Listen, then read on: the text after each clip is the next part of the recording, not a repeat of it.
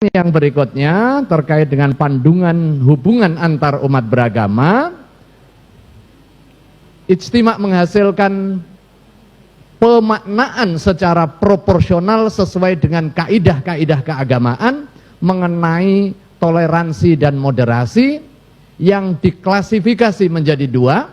Ada dimensi akidah, berlaku lakum dinukum waliyadin, saling menghargai ajaran agama tanpa harus mencampur adukkan, sekalipun itu atas nama moderasi dan atau toleransi. Jika ada aktivitas atas nama narasi toleransi dan atau narasi moderasi yang kelihatannya bagus, tetapi kalau prakteknya itu adalah mencampur adukkan urusan agama, itu tertolak secara syar'i dan juga tertolak secara konstitusi. Kemudian terkait dengan masalah muamalah, perbedaan agama tidak menjadi halangan untuk terus menjalin kerjasama atau at-ta'awun dalam kehidupan bermasyarakat, berbangsa dan bernegara secara harmonis, rukun dan damai. Sebaik-baik kita adalah yang paling mendatangkan manfaat dan juga maslahat. Khairun nasi anfa'uhum linnas. Kemudian yang terkait dengan fikih salam lintas agama dan juga fikih toleransi dalam perayaan hari raya agama lain, konkordan prinsip umumnya sesuai dengan klasifikasi dua hal tadi.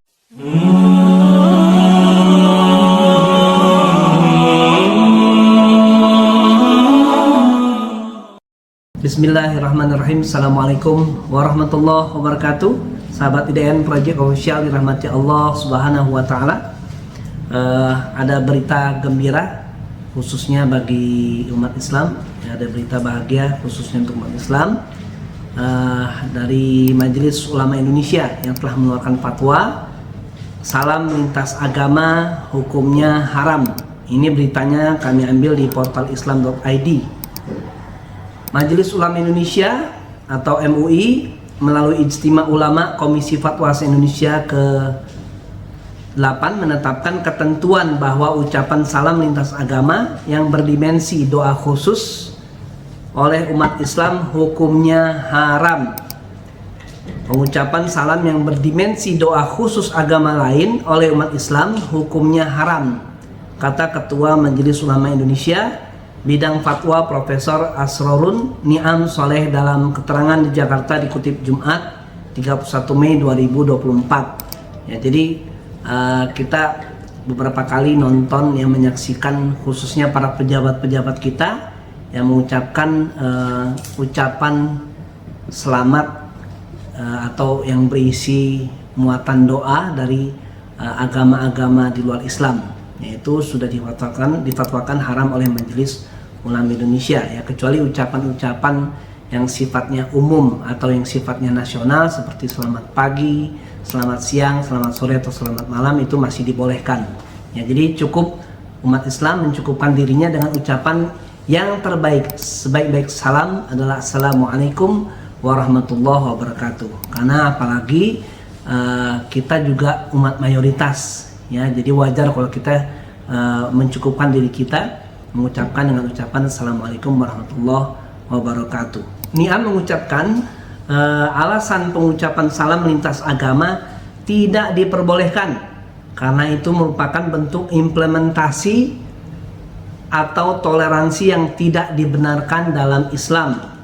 Selain itu, kata dia, dikarenakan pengucapan salam dalam Islam merupakan doa yang bersifat ubudiyah atau bersifat peribadatan. Ya, doa itu bagian daripada peribadatan. Kalau dalam Islam disebutnya ubudiyah.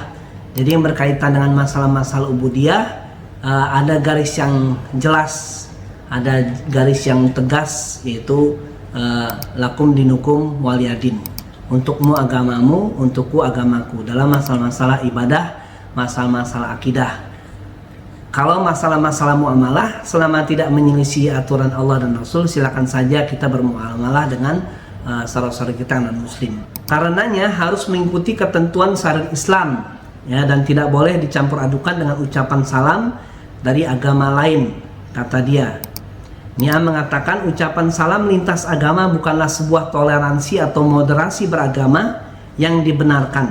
Ia pun mengungkapkan solusinya, yaitu dalam ajaran agama Islam diperbolehkan mengucapkan salam dengan Assalamualaikum, salam nasional ya yang tadi saya sampaikan, atau salam lainnya yang tidak mencampur adukan dengan salam doa agama lain seperti selamat pagi, itu masih boleh ya, selamat siang, selamat sore, selamat malam. Ia menilai Islam menghormati pemeluk agama lain dan menjamin kebebasan umat beragama lain dalam menjalankan ajaran agama sesuai dengan keyakinannya dengan prinsip toleransi dan tuntunan Al-Quran pada ayat lakum dinukum waliyadin, untukmu agamamu dan untukku agamaku, tanpa mencampur adukan ajaran agama atau sinkritisme. Ya, sinkritisme itu sebuah keyakinan bahwa semua agama itu mencampur adukan masalah-masalah agama satu dengan agama yang lain. Itu sinkritisme. Dan masalah kebebasan beragama ini juga kita sudah ada patokannya, sudah ada pijakan dasarnya di dalam Undang-Undang Dasar 1945 pasal 29 ayat 1 dan 2. Jadi itu saja yang kita pegang kuat-kuat, yang kita amalkan untuk menjaga semangat toleransi keberagamaan di Indonesia yang mengakui beberapa agama. Dalam masalah muamalah, perbedaan agama tidak menjadi halangan untuk terus menjalin kerjasama ya dalam kehidupan bermasyarakat, berbangsa dan bernegara secara harmonis, rukun dan damai tuturnya. Jadi ini sudah teruji ya, negara kesatuan Republik Indonesia dengan banyak agama sudah teruji di dalam menjaga toleransi di antara umat beragama. Dan ini bukan perkara yang setahun 2 tahun, sudah puluhan tahun semenjak negara kita berdiri. Jadi jangan ditanyakan lagi, jangan ngajarin lagi umat Islam atau kita saudara-saudara kita non muslim tentang masalah toleransi. Ya sudah kita uji selama berdirinya Republik Indonesia, Negara Kesatuan Republik Indonesia. Yang harus kita waspadai adalah orang-orang yang berusaha mengadu domba antar umat beragama, memecah belah persatuan dan kesatuan antar umat beragama, ya, mengganggu toleransi di antara umat beragama yang selama ini sudah kita wujudkan di dalam kehidupan kita sehari-hari. MUI menggelar Ijtima Ulama Komisi Fatwa Indonesia ke-8 di Pondok Pesantren Baharul Ulum Islamic Center, Kabupaten Bangka, Provinsi Kepulauan Bangka Belitung. Acara itu berlangsung 28 sampai 31 Mei 2024. Kegiatan tersebut bertema fatwa, panduan, keagamaan untuk kemaslahatan umat. Wakil Presiden Ma'ruf Amin hadir membuka acara tersebut. Sahabat IDN Project Official dirahmati Allah SWT, masih di portal islam.id ya, beritanya resmi fatwa MUI larang muslim ucapkan selamat hari raya agama lain. Ya, Bangka Belitung, Majelis Ulama Indonesia melarang umat Islam untuk mengucapkan selamat hari raya bagi agama lain. Ya, tadi dasarnya sudah lakum dinukum waliyadin. Hal ini diputuskan melalui Ijtima Ulama Komisi Fatwa Indonesia ke-8 di Pondok Pesantren Baharul Ulum Islamic Center Sungai Liat, Kabupaten Bangka, Provinsi Kepulauan Bangka Belitung. Toleransi umat beragama harus dilakukan selama tidak masuk ke dalam ranah akidah, ibadah ritual, dan upacara-upacara keagamaan. Ya, jadi jelas ya, masalah-masalah yang tidak boleh itu masuk dalam ranah akidah, itu tidak boleh, diharamkan. Ibadah ritual dan upacara-upacara keagamaan. Kata Ketua MUI Bidang Fatwa Profesor Asrarun Naim Niam Soleh dalam keterangan tertulis di situs resmi MUI Kamis 30 Mei 2024. Prof. Niam menyampaikan hasil Ijtima Ulama ke-8 poin ketiga terkait fikih toleransi. Ya, jadi Islam juga mengajarkan yang namanya fikih toleransi, bagaimana kita mendudukkan toleransi, bagaimana cara kita bertoleransi dengan umat agama lain dalam perayaan hari raya agama lain. Fatwa itu juga melarang penggunaan atribut hari raya agama lain. Ya, jadi tidak boleh yang namanya instansi, perusahaan, lembaga, ormas atau apapun memaksakan karyawannya, anak buahnya atau apapun lah sebutannya ya, menggunakan atribut hari raya agama lain. Ya, pemaksaan mengucapkan atau melakukan perayaan agama lain atau tindakan yang tidak bisa diterima oleh umat beragama secara umum. Ya, sekali lagi itu berkaitan dengan masalah tadi yang disebutkan, masalah akidah, ya, ibadah dan upacara-upacara keagamaan, ya, simbol-simbol keagamaan itu masuk di dalamnya. Beberapa tindakan sebagaimana yang dimaksud seperti di atas dianggap sebagai pencampur adukan ajaran agama, terangnya. Jadi dalam masalah-masalah prinsip, ya, tidak boleh kita mencampur adukan tadi masalah akidah, ritual ibadah, upacara-upacara keagamaan, ya, itu jelas keharamannya. Ya, beda tadi dengan masalah-masalah muamalah, ya, masalah-masalah kita bersosial, kemasyarakatan, ya, bekerja sama dalam perkara-perkara kebaikan, itu dibolehkan di dalam Islam. Misalnya kita membangun sekolah, membangun puskesmas, dan lain-lain.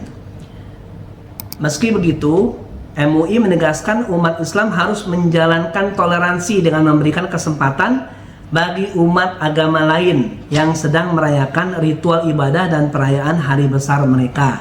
Ya, jadi kita menghormati, ya, kita bertoleransi, dan jangan juga kita ikut menjaga tempat-tempat ibadah non-muslim, ya, karena itu wilayah kepolisian Republik Indonesia. Ya, nggak perlu kita jaga-jagain tempat ibadah non-muslim.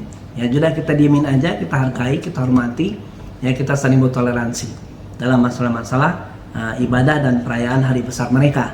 Prof. Niam menjelaskan setidaknya ada 2 bentuk toleransi beragama, yakni dalam hal akidah dan muamalah. Ini tadi kita bahas, ya. Dalam hal akidah, sambungnya umat Islam wajib memberikan kebebasan kepada umat beragama lain untuk melaksanakan ibadah hari raya sesuai keyakinannya dan tidak menghalangi pelaksanaannya. Dalam hal muamalah, bekerja sama secara harmonis serta bekerja sama dalam hal urusan sosial, bermasyarakat, berbangsa, dan bernegara. Tutup Profesor Niam. Sahabat IDN Project Official yang dirahmati Allah SWT, itulah beberapa poin hasil dari Ijtima Ulama Komisi Fatwa se-Indonesia ke-8. Ya, mudah-mudahan kita bisa memahami dan mengamalkan, kita sama-sama menjaga kerukunan antar umat beragama. Jangan mau diadu domba, jangan mau juga kita diprovokasi, karena kita sudah menjaga semangat toleransi ini, ya, sebelum Republik ini lahir sampai sekarang kita jaga. Nilai-nilai Pancasila pun kita jaga. Demikian sahabat IDN Project Official yang dirahmati Allah SWT. Semoga bermanfaat. Assalamualaikum warahmatullahi wabarakatuh.